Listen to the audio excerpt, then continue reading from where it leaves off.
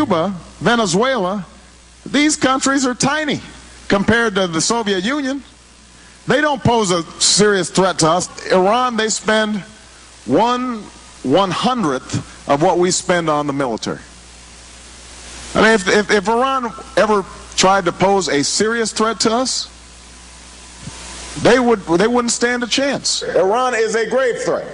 It has an illicit nuclear program. It supports terrorism across the regions and militias in Iraq.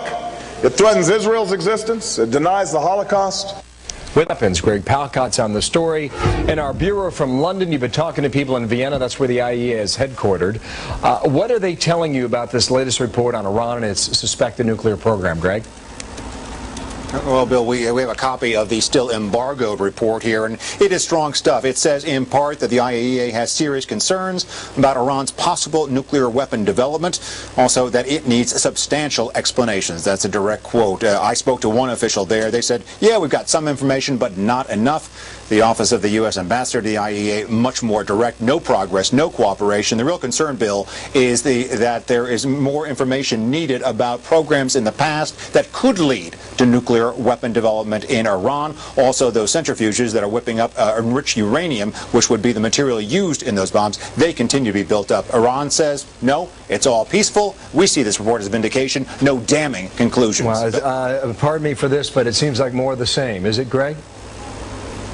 A bit of more of the same. This is all in advance of a Board of Governors meeting of the IAEA next week. They could come up with more information from Iran. They could come up with a stronger resolution. There is a mission led by the Europeans headed for Tehran. Maybe in the next month they could have more carrots to get Iran to cooperate. But we spoke to one diplomatic office there in Vienna, and they admitted to me they've been around this block before. Iran doesn't seem to be willing to budge on the key issue, and that is halting uranium enrichment. Wow, the newly elected Iran parliament has its first session today in Tehran. Is there any chance that has any impact one way or the other on this nuclear issue, Greg?